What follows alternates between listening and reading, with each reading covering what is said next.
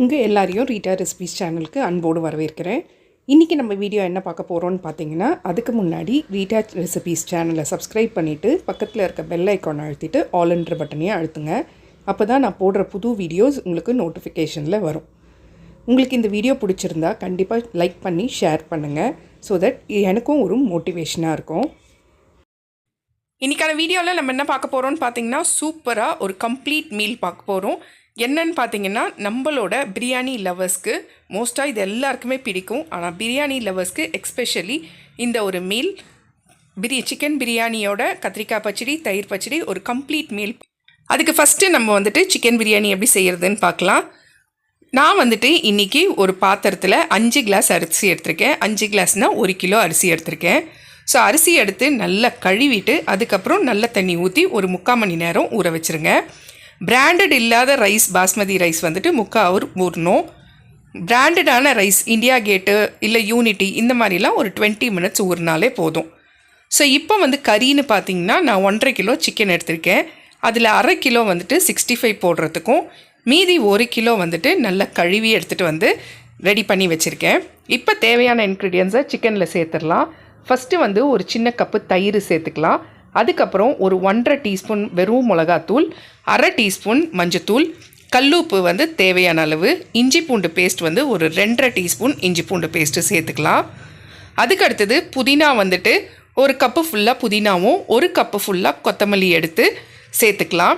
So இப்போ இதை எல்லாத்தையுமே ஒன்று போல் நல்லா மிக்ஸ் பண்ணி விட்டுருங்க. நல்லா மிக்ஸ் பண்ணிட்ட பிறகு ஒரு 10 நிமிஷத்துக்கு இந்த சிக்கனை நல்லா மேக்னேட் பண்ணி வச்சுருங்க. ஸோ இப்போ இதனாலே பண்ணுறது எதனாலனா, சிக்கன் வந்துட்டு நல்லா ஊறி இருக்கும் அந்த மசாலாவில்.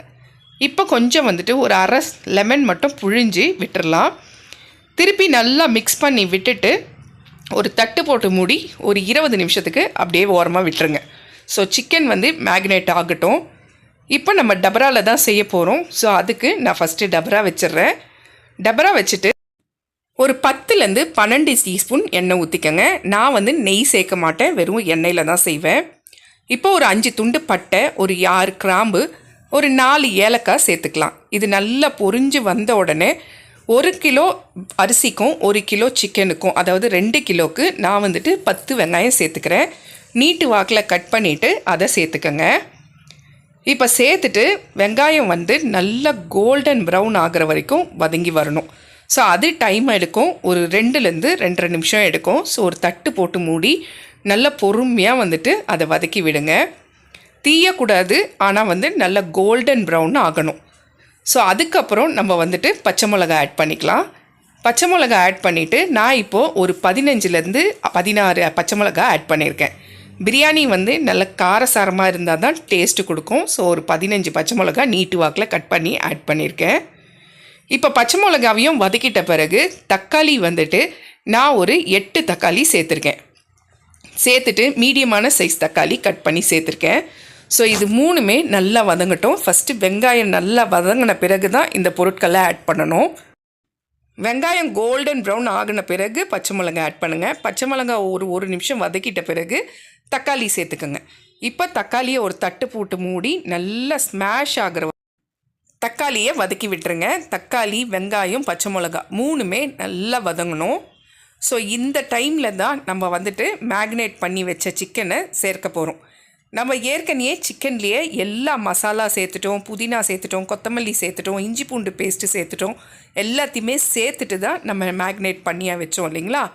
ஸோ அதை கூட வந்துட்டு இப்போ வெங்காயம், தக்காளி, பச்சை மிளகாய் எல்லாம் நல்லா வதங்கிட்ட பிறகு நம்ம வந்து மேக்னேட் பண்ணி வச்சுருந்த சிக்கனை வந்துட்டு சேர்த்துக்கலாம். சிக்கனை நீங்கள் ஃப்ரிட்ஜில் வைக்கணும்னு அவசியம் இல்லை, வெளியவே வச்சிடலாம்.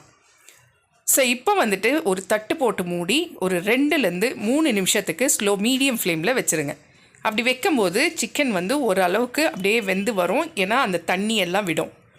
ஸோ இப்போ வந்துட்டு நம்ம கலந்து விட்டுட்டு, நான் ஏற்கனவே சொன்னேன் 5 கிளாஸ் அரிசி எடுத்திருக்கேன்ட்டு, அதுக்கு 10 மடங்கு தண்ணி எடுத்துக்கிறேன். 1 கிளாஸ் அரிசிக்கு 2 கிளாஸ் தண்ணி கணக்கில் 5 கிளாஸ் அரிசிக்கு 10 கிளாஸ் தண்ணி எடுத்துக்கிறேன். இப்போ தண்ணி நல்லா ஆட் பண்ணிட்ட பிறகு நல்லா கலந்து விட்டுருங்க. கலந்து விட்டுட்டு உப்பு காரம் செக் பண்ணிக்கோங்க. எப்போவுமே சிக்கனில் வந்துட்டு தண்ணி சேர்த்த உடனே உப்பு கம்மியாகிடும். ஸோ நான் இப்போ வந்துட்டு கல் உப்பு கொஞ்சம் சேர்த்துக்கிறேன். இப்போ மீடியம் ஃப்ளேமில் வச்சு ஒரு 10 நிமிஷத்துக்கு சிக்கனை நல்லா வேக விடுங்க. இந்த மாதிரி நல்லா கொதித்து வரணும். ஸோ 10 நிமிஷத்துக்கு ஹை ஸ்பீடில் வச்சு வேக விடுங்க. இப்போ பாருங்கள், சிக்கன் வந்துட்டு ஒரு 80% நல்லா வெந்திருக்கு. ஸோ இதுதான் கரெக்டான பக்குவம். இந்த டைமில் நம்ம வந்துட்டு அரிசி ஊற வச்சோம் இல்லைங்களா, அதை வந்து நல்லா வடிகட்டிட்டு அதுக்கப்புறம் அரிசியை வந்துட்டு சேர்த்துக்கலாம். இப்போ கேஸை வந்து டோட்டலாக ஸ்லோ பண்ணிவிடுங்க. ஹை ஸ்பீடில் வைக்கக்கூடாது. நல்லா ஸ்லோ பண்ணிட்ட பிறகு அரிசியை வந்து நல்லா வடிகட்டிட்ட பிறகு தண்ணியிலேருந்து இந்த மாதிரி கரண்டியில் சேர்த்துக்கோங்க.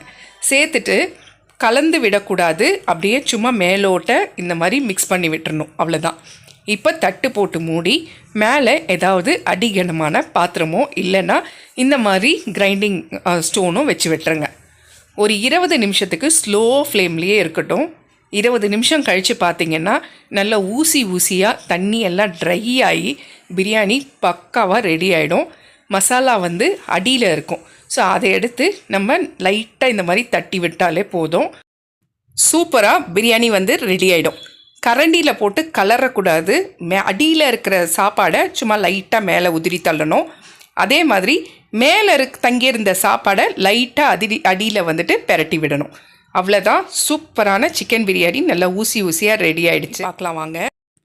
அடுத்தது பிரியாணி செஞ்சாச்சு. இப்போ கத்திரிக்காய் பச்சடி எப்படி செய்கிறதுன்னு பார்க்கலாம். பிரியாணிக்கு கத்திரிக்காய் பச்சடி இல்லைன்னா எப்படி? ஸோ அதுக்கு வந்துட்டு ஒரு கடாய் வச்சு ஒரு 4 டீஸ்பூன் எண்ணெய் ஊற்றிக்கோங்க. எண்ணெய் நல்லா சூடானோடனே ஒரு டீஸ்பூனுக்கு மிளகு சேர்த்துக்கோங்க. கூடவே கருவேப்பிலை உருவி போட்டு சேர்த்துக்கோங்க.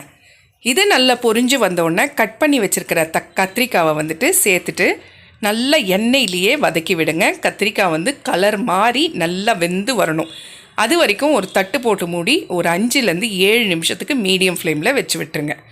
இப்படி நடுவில் ஓப்பன் பண்ணிவிட்டு கலந்து மட்டும் விட்டுருங்க. அப்போ தான் வந்துட்டு கத்திரிக்காய் அடி பிடிக்காமல் இந்த மாதிரி நல்லா கலர் சேஞ்ச் ஆகி வரும். அதுக்குள்ளேயே நம்ம லெமன் சைஸ் புளியை நல்லா தண்ணியில் ஊற வச்சுருங்க. இப்போ வந்து கத்திரிக்காய் நல்லா வெந்துட்ட பிறகு நான் ஒரு 2 டீஸ்பூனுக்கு வெறும் மிளகாத்தூள் ஆட் பண்ணிக்கிறேன். அதுக்கு அடுத்தது உப்பு தேவையான அளவு ஆட் பண்ணிவிட்டு மஞ்சத்தூள் ஒரு 1/2 டீஸ்பூன் மட்டும் ஆட் பண்ணிக்கோங்க. இப்போ இதை எல்லாத்தையுமே ஒன்று போல் நல்லா அந்த எண்ணெயிலேயே கலந்து விட்டுருங்க. ஒரு நிமிஷத்துக்கு அந்த மசாலாவோட பெரட்டி கத்திரிக்காவை எடுத்துகிட்ட பிறகு நம்ம லெமன் சைஸ் புளியை நல்லா திக்காக கரைச்சி அது வந்து ஒரு கப்புக்கு ஜூஸு சேர்த்துக்கோங்க. இப்போ சேர்த்துட்டு அந்த புளிக்கரைசல்லையே கத்திரிக்காய் வந்து வெந்து வரணும். ஸோ அதை வந்து நம்ம தண்ணியே ஊற்ற போகிறதில்ல. இந்த மாதிரி புளிக்கரைசல்லையே ஒரு தட்டு போட்டு மூடி திருப்பி ஒரு 5 to 10 மினிட்ஸ் நல்லா கத்திரிக்காய் வந்து வெந்து வரும். ஆயிலெல்லாம் பிரிஞ்சு வரும். ஸோ அது வேகிறதுக்குள்ளே நம்ம என்ன பண்ண போகிறோன்னா ஒரு 1/2 கப்பு வெள்ளை எள்ளும் 1/2 கப்பு வேர்க்கடலையும் சேர்த்துட்டு வறுத்த வேர்க்கடலை நல்ல ஒரு பேஸ்ட் கண்டென்ட்டில் அரைச்சி வைக்க போகிறோம். ஸோ அதுக்கு நான் ஒரு 1/2 கப்பு தண்ணி ஊற்றி நல்ல பேஸ்ட் மாதிரி அரைச்சிட்டு வந்துடலாம். இந்த மாதிரி இருக்கணும் டெக்ஸ்சர். ஸோ இதுக்கப்புறம் இதை வந்துட்டு நம்ம கத்திரிக்காயில் ஆட் பண்ண போகிறோம். ஸோ அதுக்கு வந்துட்டு கத்திரிக்காய் ஃபஸ்ட்டு நல்லா வெந்திருக்கான்னு பார்த்துக்கலாம். இந்த பாருங்கள், இந்த மாதிரி எண்ணெய்லாம் பிரிஞ்சு வரும். அதே மாதிரி கத்திரிக்காயும் நல்லா வந்துட்டு வெந்து வரும். இந்த டைமில் நம்ம கத்திரிக்காய் வந்து லைட்டாக ஸ்மாஷ் பண்ணி விடுங்க கரண்டி வச்சு. இப்போ நம்ம வந்துட்டு அந்த அரைச்சி வச்சோம் இல்லைங்களா பேஸ்ட்டு, எள்ளு வேர்க்கடலை பேஸ்ட்டை வந்துட்டு சேர்த்துட்டு ஒரு 1/2 கப்புக்கும் ரொம்ப கம்மியாக தண்ணி ஊற்றி அதில் அந்த மீதி இருக்கிற பேஸ்ட்டையும் அதில் சேர்த்துக்கங்க கத்திரிக்காயில். இப்போ ஒரு தட்டு போட்டு மூடி மறுபடியும் ஒரு 2 நிமிஷம் ஸ்லோ ஃப்ளேமில் வச்சிங்கன்னா சூப்பரான கத்திரிக்காய் பச்சடி ரெடி ஆகிடுச்சு. அவ்வளோதான். பிரியாணிக்கு நல்ல ஆப்டான கத்திரிக்காய் பச்சடி. எண்ணெய்லாம் நல்லா பிரிஞ்சு வந்து எப்படி இருக்குது பாருங்கள். இந்த மாதிரி டெக்ஸ்சரில் இருக்கணும். ஸோ சூப்பரான பிரியாணிக்கு ஏற்ற கத்திரிக்காய் பச்சடி தயாராகிடுச்சு. ஸோ அடுத்தது நம்ம என்ன பார்க்க போகிறோம்னு பார்த்திங்கன்னா தயிர் பச்சடி. ரொம்ப சிம்பிள் தான், ஆனால் இதுவும் ஒரு டிஷ்ஷு தானே. அதுவும் பிரியாணி லவர்ஸ்க்கு தயிர் பச்சடி ரொம்ப இம்பார்ட்டண்ட். ஸோ அதுக்கு வந்துட்டு ஃபஸ்ட்டு நம்ம ஒரு 1/2 கப்பு தயிர் எடுத்து நல்லா ஃபஸ்ட்டு அதை பீட் பண்ணிக்கணும். பீட் பண்ணிவிட்டு ஒரு ஸ்பூன் வச்சு அந்த 1/2 கப்பு தயிரை வந்து பீட் பண்ணிட்ட பிறகு சும்மா ஒரு 1/4 கப்புக்கும் கம்மியாக தண்ணி ஊற்றிக்கங்க. தண்ணி ஊற்றிட்டு நல்லா பீட் பண்ணி எடுத்துக்கோங்க. இப்போது ஒரு 1/2 டீஸ்பூனுக்கும் கம்மியாக உப்பு சேர்த்துட்டு வெங்காயம் வந்து ஒரே ஒரு வெங்காயம் நல்லா பொடியாக கட் பண்ணி அதையும் ஆட் பண்ணிக்கோங்க. அதுக்கு அடுத்தது பச்சை மிளகா, ஒரு நீட்டு பச்சை மிளகா எடுத்து குட்டி குட்டியாக கட் பண்ணிவிட்டு அதையும் சேர்த்துக்கோங்க. சேர்த்துட்டு எல்லாத்தையும் ஒன்று போல் மிக்ஸ் பண்ணி ஒரு பவுலில் சேர்த்துருக்கேங்க. அவ்வளோதான், சூப்பரான தயிர் பச்சடியும் ரெடி ஆயிடுச்சு. அடுத்தது எல்லாருக்கும் ஃபேவரட்டான சிக்கன் 65. ரொம்ப சிம்பிளாக செஞ்சிடலாம், ஆனால் டேஸ்ட்டு சூப்பராக இருக்கும். நான் ஏற்கனவே சொல்லியிருந்தேன் 1.5 கிலோ சிக்கனில் 1/2 கிலோ சிக்கன் வந்துட்டு நான் 65 போடுறதுக்கு எடுத்து வச்சுருந்தேன்ட்டு. ஸோ ஒரு பவுலில் 1 டீஸ்பூன் வெறும் மிளகாத்தூள், 1 டீஸ்பூன் தனியாத்தூள், 1 டீஸ்பூன் சோம்புத்தூள், 1 டீஸ்பூன் ஜீரகத்தூள், 1 டீஸ்பூன் பெப்பர் தூள், இஞ்சி பூண்டு paste 1 teaspoon, garam masala 1 teaspoon. அதுக்கு அடுத்தது ஒரே ஒரு முட்டை சேர்த்துட்டு மஞ்சத்தூள் ஒரு 1/2 டீஸ்பூன் சேர்த்துக்கோங்க. உப்பு தேவையான அளவு சேர்த்துட்டு 1 டீஸ்பூன் கார்ன்ஃப்ளவர் மாவு சேர்த்துக்கோங்க. இதை எல்லாத்தையும் நல்லா மிக்ஸ் பண்ணி வச்சுருங்க. ஒன்று போல் நல்லா மிக்ஸ் ஆகணும். இப்போ லைட்டாக லெமனை புழிஞ்சு விட்டுக்கலாம், ஒரு 1/2 லெமன் மட்டும். அந்த டேஸ்ட் அந்த லெமனோட டேஸ்ட்டும் சூப்பராக இருக்கும். சிக்கன் 65 சாப்பிடும்போது புளிப்பாகவும் இருக்கும், அதே மாதிரி காரமாகவும் இருக்கும். இப்போ கொஞ்சமாக கொத்தமல்லி கட் பண்ணி அதையும் சேர்த்துக்கோங்க.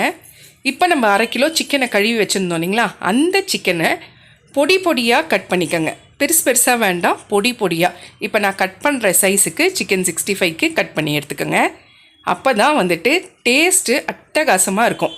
நம்ம பிரியாணியோடு சாப்பிடும்போது உண்மையிலேயே ரொம்ப எக்ஸலண்ட்டாக இருக்கும். ஸோ அதுக்காக தான் இந்த மாதிரி பொடியாக கட் பண்ணுறது சிக்கனை. பீசஸே ரொம்ப சின்ன பீசஸாக இருக்கணும். இப்போ அந்த சிக்கனை நல்லா இந்த மசாலாவோட மிக்ஸ் பண்ணிவிட்டு ஒரு தட்டு போட்டு மூடி ஒரு மணி நேரத்துக்கு மேக்னேட் பண்ணி வச்சுருங்க. ஃப்ரிட்ஜில் வச்சாலே போதும், ஃப்ரீசரில் வைக்கணும்னு அவசியம் இல்லை. 1 மணி நேரம் கழித்து ஒரு கடாய் வச்சு எண்ணெய் ஊற்றிக்கோங்க. எண்ணெய் காயறதுக்குள்ளே நல்லா இந்த சிக்கனை பெரட்டி வச்சுக்கோங்க. இப்போ எண்ணெய் தெறிக்க போதுன்னு தட்டு போட்டு மூடி வச்சுருந்தேன். அதை ஓப்பன் பண்ணிவிட்டு ஒரு பீஸாக ஸ்பூனில் எடுத்து ஆட் பண்ணிக்கோங்க. எண்ணெயில் ஆட் பண்ணிவிட்டு இப்போ அடிபாகம் நல்லா வெந்து வந்த உடனே திருப்பி போட்டுருங்க. எண்ணெய் நல்லா சூடாக இருந்தால் தான் இந்த மாதிரி ஒரு கிறிஸ்பினஸ் நம்மளுக்கு கிடைக்கும். அதனால தான் எண்ணெய் நல்லா சூடாக இருக்கும்போது 65 சேருங்க. இப்போ அடிபாகம் வெந்துட்ட பிறகு திருப்பி மேலே திருப்பி போட்டு அதே மாதிரி வேக வச்சுக்கோங்க. மீடியம் ஃப்ளேமில் வைங்க, ஹை ஸ்பீடில் வச்சா தீஞ்சிரும், ஆனால் உள்ளே வேகாது. இப்போ கிட்டத்தட்ட ஒரு 5 மினிட்ஸ் ஆகும் இந்த மாதிரி சிக்கன் நல்லா ப்ரௌனிஷ் கலரில் பொரிஞ்சு வரத்துக்கு. ஸோ அவ்வளோதான், சூப்பரான சிக்கன் 65 ரெடி ஆகிடுச்சு. நல்லா சாஃப்டாக அதே மாதிரி ஜூஸியாக இருக்கும். ஸோ இதெல்லாம் செஞ்சுட்டு ஃபைனல் டச்சாக அவிச்ச முட்டையை செய்யலைன்னா எப்படி? ஸோ அதுக்கு நான் இப்போ 8 முட்டை எடுத்து ஒரு பாத்திரத்தில் சேர்த்து தண்ணி ஊற்றி அவிக்க போகிறேன். அதுக்கு கல் உப்பு சேர்த்துக்கோங்க, சீக்கிரம் வெந்து வந்துடும் முட்டை. ஸோ ஒரு 10 நிமிஷத்தில் முட்டை ரெடி ஆகிடுச்சு. அவ்வளோதான். இப்போ பிளேட்டிங் அரேஞ்ச் பண்ணிக்கலாம். ஒரு பிரியாணியோட கொஞ்சமாக தயிர் பச்சடி, கொஞ்சமாக கத்திரிக்காய் பச்சடி, கூடவே 65ம் வச்சு ஒரு முட்டை வச்சு ஃபினிஷ் பண்ணியாச்சு நம்மளோட மீலை. ஸோ நம்மளோட பிரியாணி பிளேட்டிங் எப்படி இருந்துச்சுன்னு கண்டிப்பாக கமெண்ட்டில் சொல்லுங்கள். நீங்களும் செஞ்சு பார்த்துட்டு உங்கள் வீட்டில் இருக்கிறவங்களையும் அசத்துங்க. நம்மளோட குவாலிட்டி ப்ராடக்ட்ஸில் நலங்கு மாவு சேல்ஸ் பண்ணிகிட்ருக்கோன்றது உங்கள் எல்லாருக்கும் தெரியும். நிறைய கஸ்டமர்ஸ் எங்கிட்ட வாங்கி சிஸ்டர் சூப்பராக இருக்குது நலங்கு மாவு அப்படின்னு சொல்லிட்டு ரிப்பீட்டடாக வாங்கினவங்க நிறைய பேர். அதுக்கடுத்ததாக சியக்காய் தூள், செம்பருத்தி தூள், அடுத்தது மருதாணி தூள், ஆம்லா பவுட்ரு எல்லாமே நம்ம ரெடி பண்ணி சேல்ஸ் பண்ணிகிட்ருந்தோம். தலைமுடிக்கும் முகத்துக்கும் இதுவும் நல்ல ஒரு சேல்ஸு, நல்ல ஒரு ரீச் கொடுத்தது கஸ்டமருக்கு. அடுத்ததான் நம்ம செஞ்சது சோப்பு ரெடி பண்ணோம். சோப்பில் குப்பமேனி சோப்பு, துளசி சோப்பு, நலங்கு மாவு சோப்பு, மஞ்சள் சோப்புன்ட்டு சோப்புலேயே ஒரு 5-6 வெரைட்டி ரெடி பண்ணி அதையும் சேல்ஸ் போட்டோம். எல்லாமே நல்ல ஒரு லாங் லாஸ்டிங்காக இருக்குது, நல்ல ஒரு ஃப்ராக்ரன்ஸ் இருக்குது அப்படின்னு சொல்லி நிறைய கஸ்டமர்ஸ் வாங்க ஆரம்பித்தாங்க. இப்போ நம்ம லான்ச் பண்ணியிருக்கிறது என்னதுன்னு பார்த்தீங்கன்னா ஹேர் ஆயில் தான், குவாலிட்டி ஹேர் ஆயில்.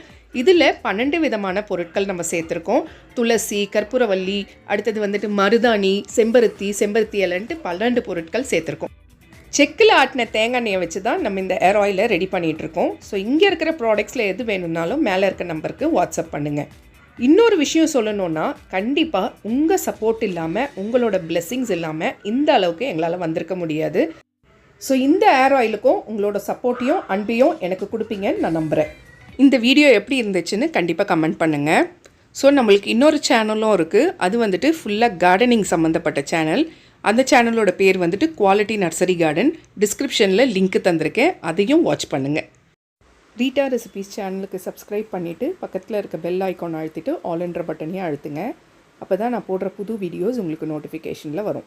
இந்த வீடியோ உங்களுக்கு பிடிச்சிருந்தா உங்கள் ஃப்ரெண்ட்ஸ் அண்ட் ஃபேமிலி ரிலேட்டிவ்ஸ்க்கு ஷேர் பண்ணுங்கள். ஸோ தட் அது எனக்கு ஒரு மோட்டிவேஷனாக இருக்கும். வீடியோ பிடிச்சிருந்து நல்லா இருந்துச்சுன்னா ஒரு சின்ன கமெண்ட் கொடுங்க.